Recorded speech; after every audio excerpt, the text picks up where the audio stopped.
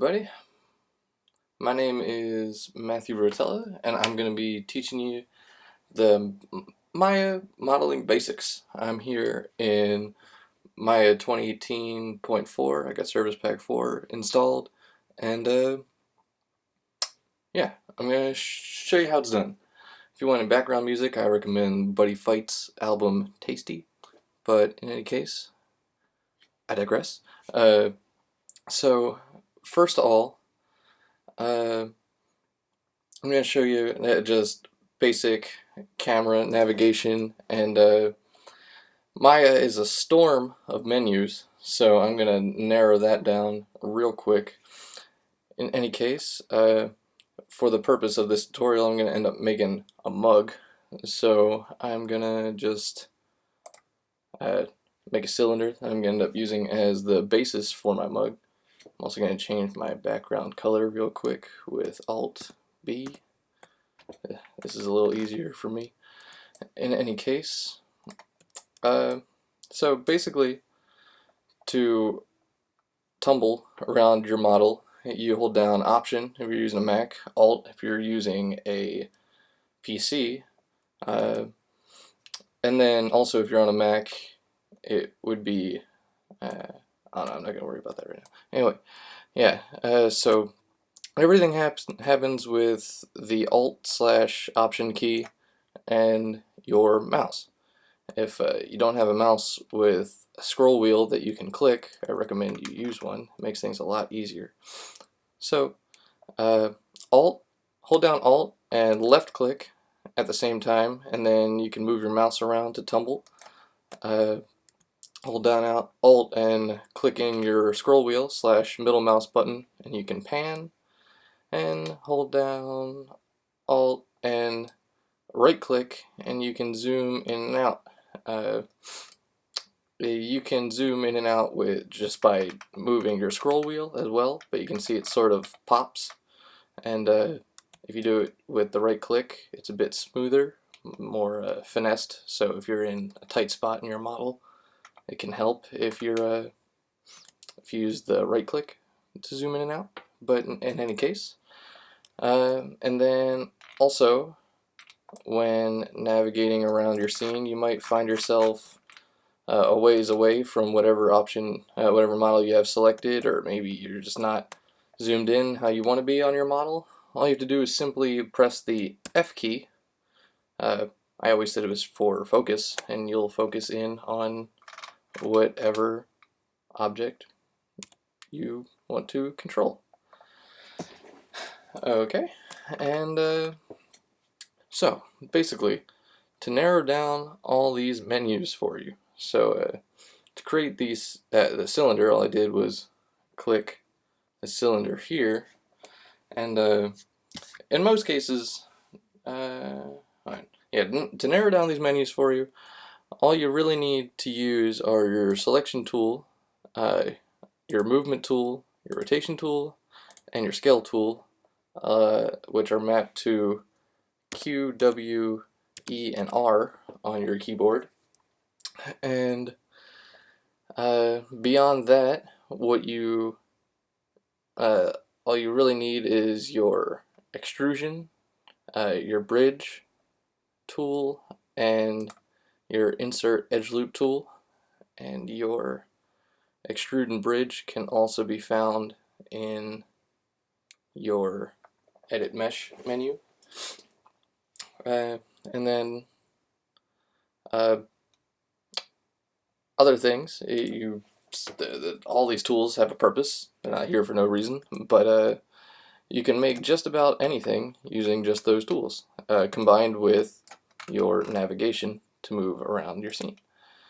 And with your primitives, you can grab them right here off your poly modeling shelf, but you can also go into your create menu and go into your polygon primitives, and you can make any of the primitives here from your create menu, and you can also adjust your options beforehand using the option box, which many tools have a little square option box that you can click when you're opening the tool. And adversely, you can adjust all those settings after the fact using your attribute editor.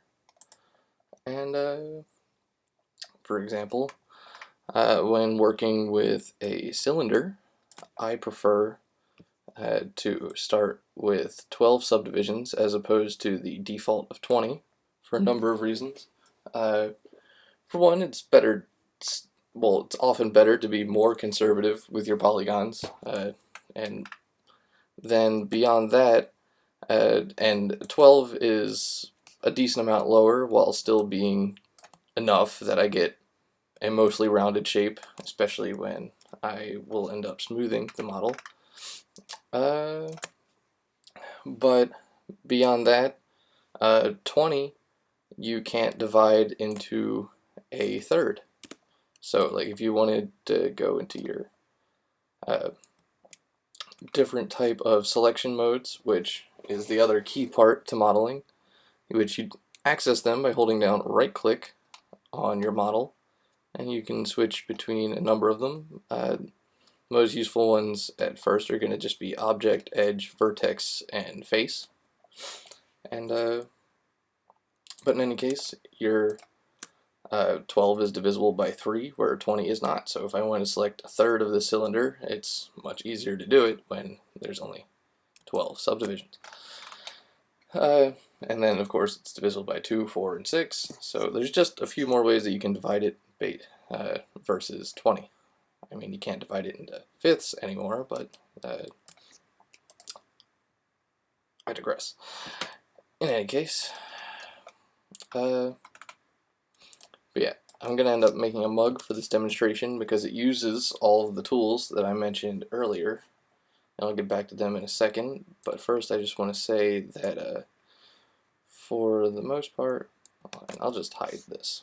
If you just press the H key, you can hide something, press H again, you can bring it back, but you have to have it selected. And if you ever hide something and then you have it deselected and you're like, oh no, how do I bring it back?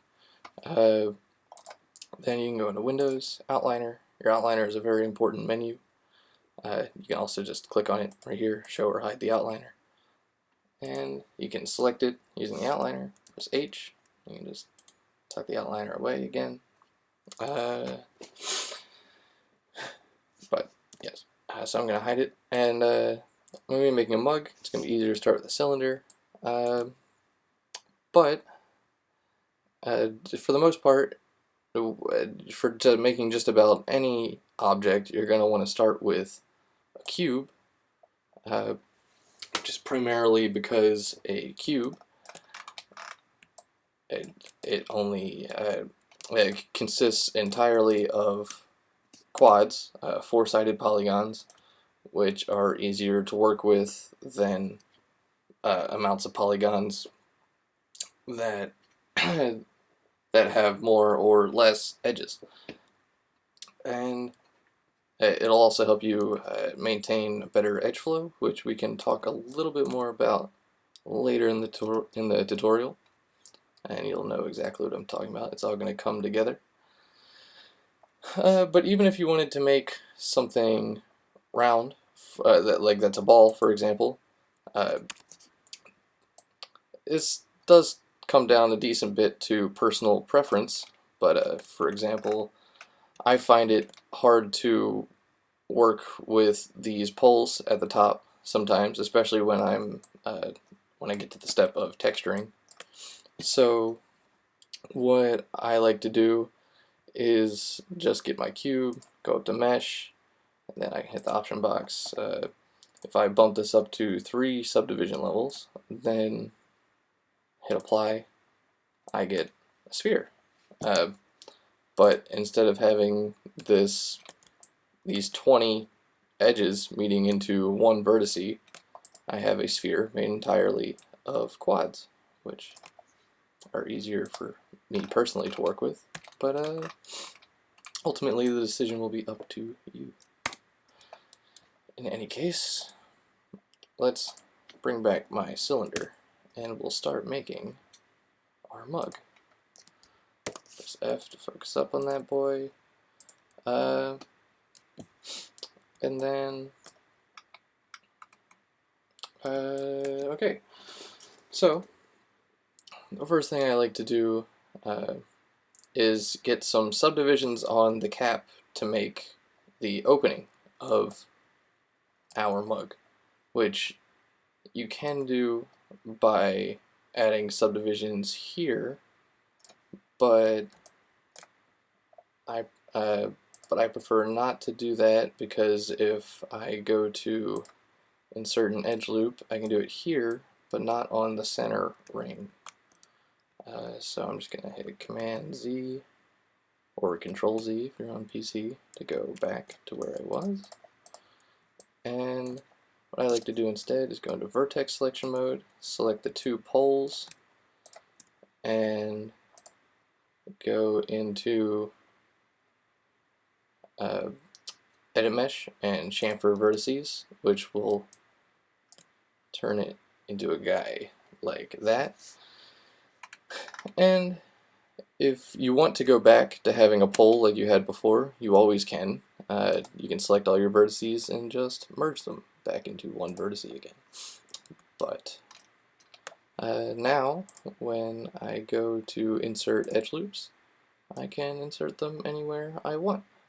So I'm going to insert it the thickness that I want it to be. And I'd say about that thick seems practical. And you know what, I'm also going to scale this up using my scale tool, and just because that's going to make working with my units, which by default these grid spaces represent centimeters, it's going to make working with them a bit easier, so I'm going to use them to guide certain options later. And then all of these menus right here can be accessed as tabs. I'm going to use my channel box to rotate this 90 degrees, just so, or no, not 90 degrees, 45, pardon me. So that this side face, where I'm going to eventually extrude the handle, lines up with the world axes. And if you want these all to display as their 0 values, again, you can always hit freeze transformations and they'll reset. And it basically treats this as if this were my default object. And let's see. Yeah, so you can access all these right here at the top, all your various menus, and they're also under Windows, and they're in your general editors. All these right here. In any case, what I'm going to do now is select the top face, which I selected this entire ring by left clicking and then holding down the shift key.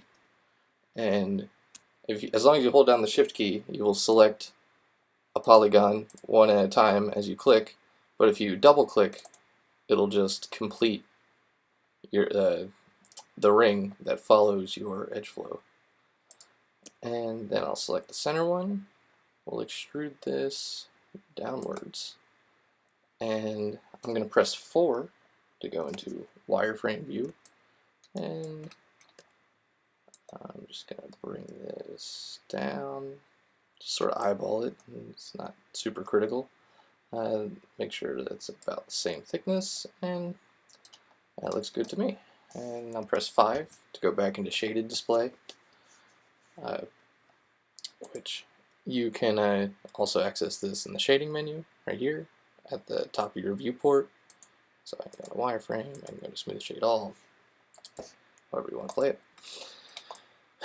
And okay, so basically that's the hull of our mug. So now it's time to make the handle. Now to do this, we're going to go into edge mode, and we're going to use our insert edge loop tool. And I'm going to go into my orthographs, which you can access by going to panels and then going into a orthographic panel, and I can see it from the side. And a shortcut for this is just hovering over your viewport and pressing the spacebar, and then you can hover over whatever view you want to enter and press the spacebar again. In a case, I'm going to go into my front view, go up here. I'm going to use my grid as a guide and make my handle start and stop right here, about one unit of grid each. I'm going to use that to guide the thickness of my handle. Now I can go into face mode, and what I'm going to do is I'm going to extrude these, and I'm going to go through two ways that you could make the handle to demonstrate two ways of how edge flow can affect how you continue modeling. So, and you always want to think a few steps ahead and plan out when you're modeling, and start broad and then get specific and shape things later. So what I'm going to do is I'm going to select these two, and then I'm going to extrude this guy outwards, and then I'm going to extrude it outwards again, and that will leave this little line here that I'm going to use to make the handle. Now,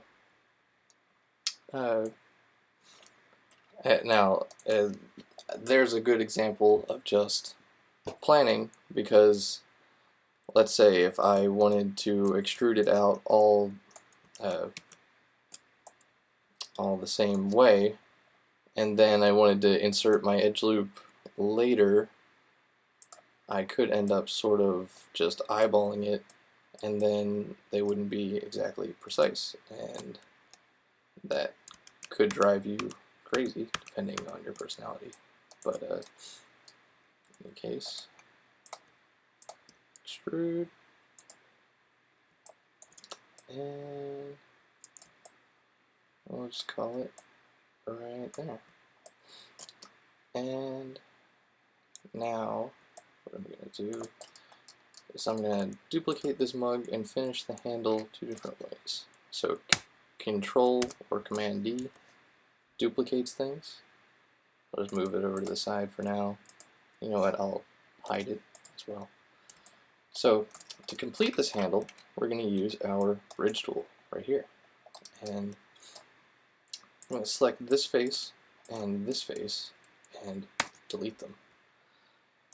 Now I'm going to go switch into, so hold down right click, switch into edge mode, select the four edges on the top and bottom face, which you can select them one at a time like that, or when it's just a single hole like this, you can also just hold down shift and double click, and it'll select the whole ring.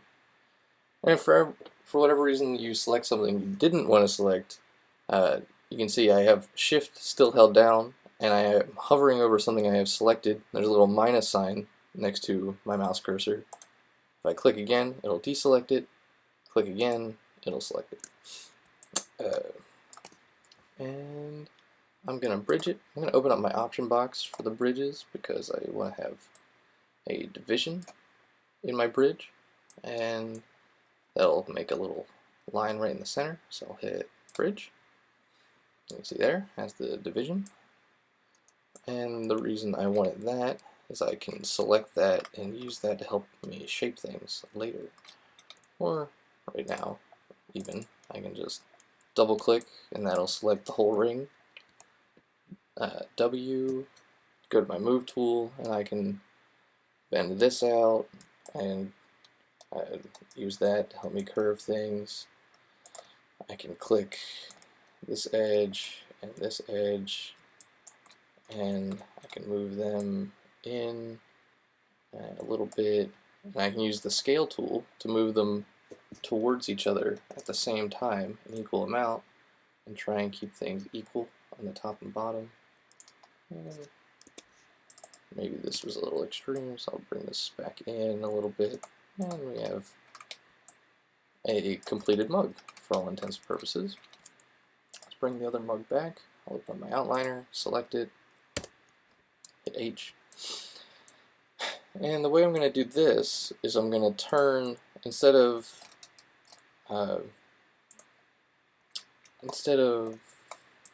using these faces, deleting them and bridging them, I'm going to turn these two towards each other, delete them, and bridge them.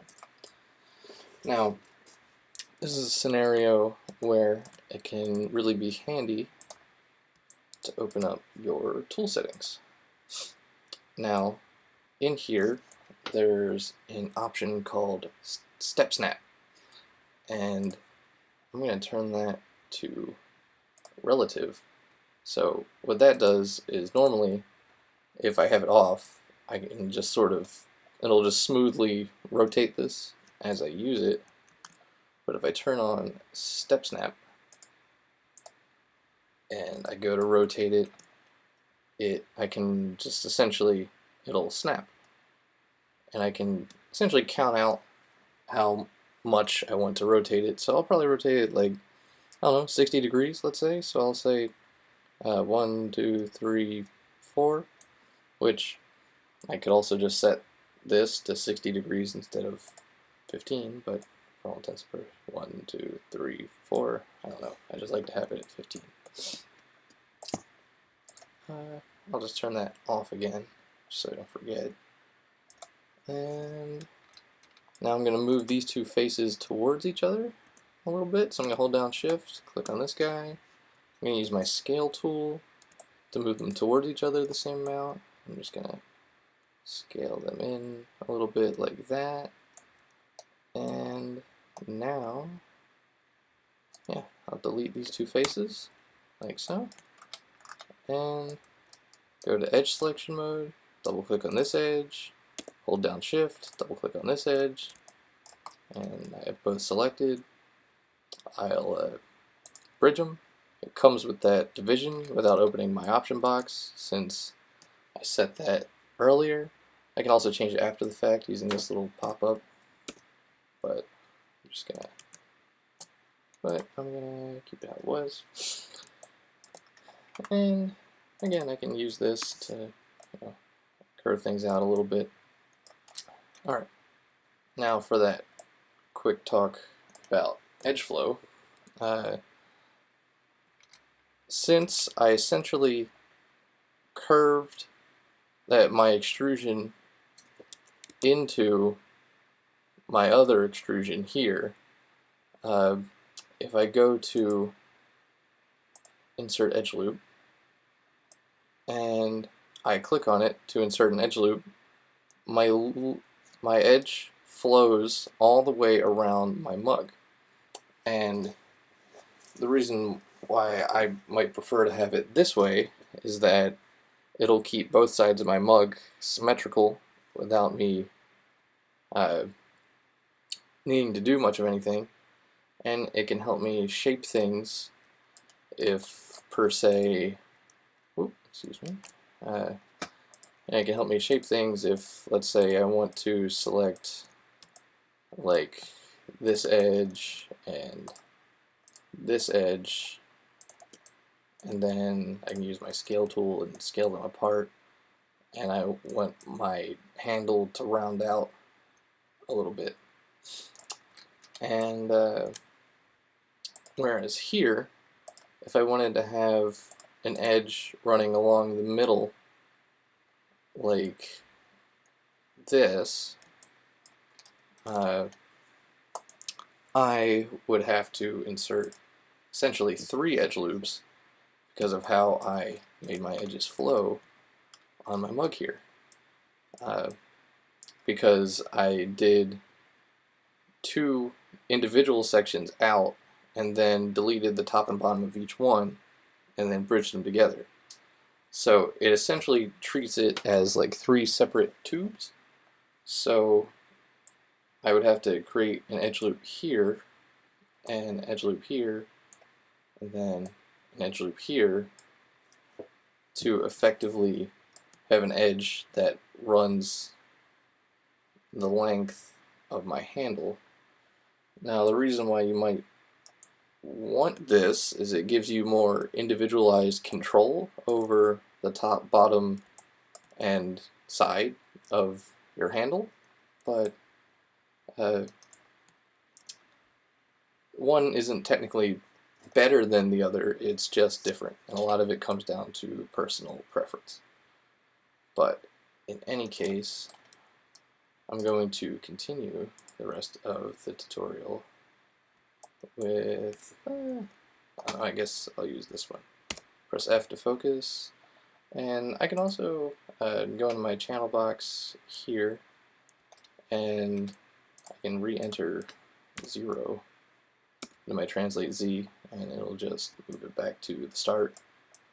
Okay, so basically I have a mug, and I can press the 3 key to smooth it, and you can see it in smooth preview there.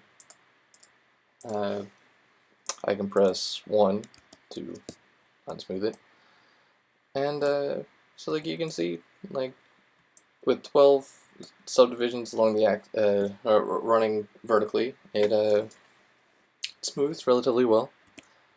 But like, you know, this caves in a lot and this thins out a lot, so I want it to retain more of its shape. And then beyond that, I also in real life, nothing has like a perfectly hard edge like this, so I sort of want that to curve out.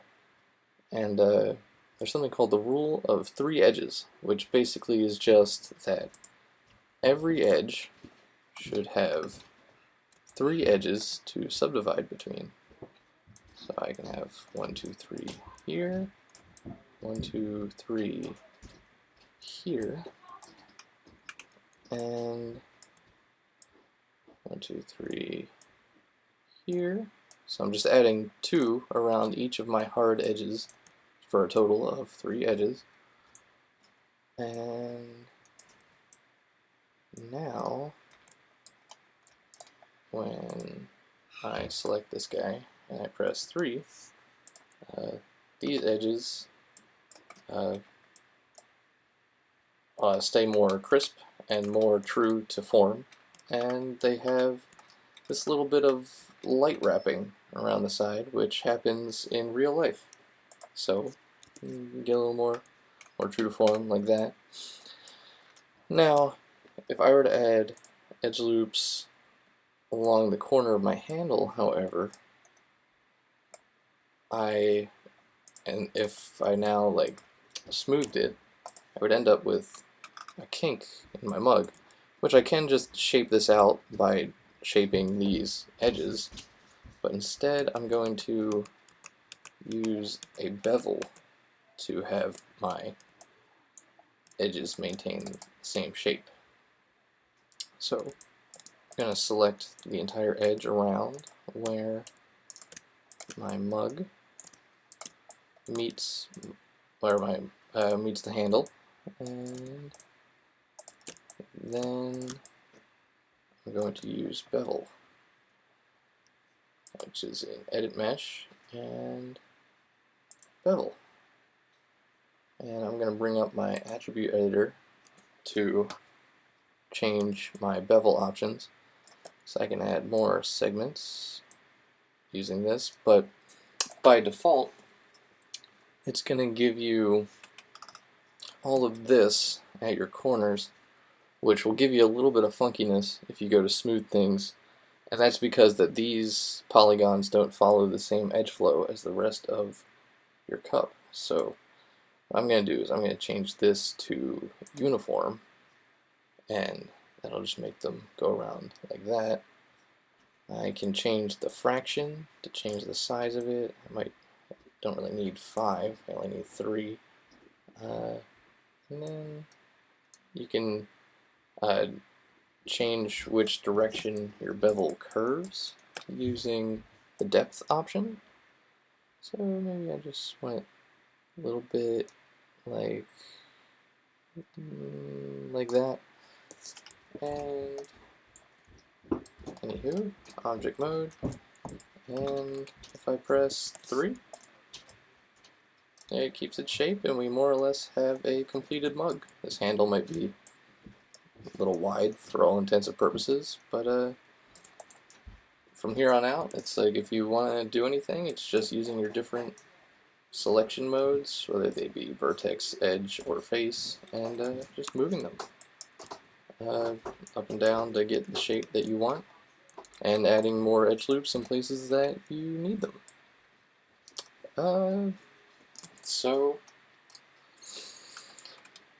And I could even give you a quick recap of the whole process from start to finish really easily. So like if I were to just say, like, here we got our cylinder, we scale it up, we go into here, we go down to 12 subdivisions, we go vertex, select our 2 vertices, we say edit mesh, and then we say chamfer vertices. We go into mesh tools, insert edge loop, put it there, face, bam, select the whole ring, select the center, extrude it in, put it down, go into 4, make sure it's the correct thickness, then go into object mode, 5, turn on smooth shading again. Let's see, I want to have this cocked 45 degrees. I'll go into modify, freeze transformations, just make that all the default values. I'll go into my orthographs using spacebar in my viewport, and now I'll say 1, 2, 3, 4, using my grid as a guide. Go back to my main view, face, face, extrude, and then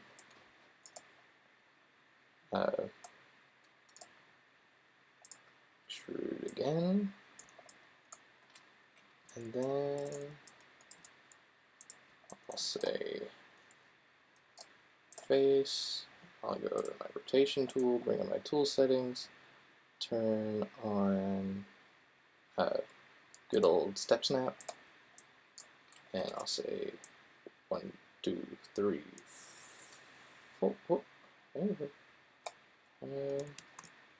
1, 2, 3, 4. Go down here, turn the step snap. 1, 2, 3, 4, and bam, bam. Close that.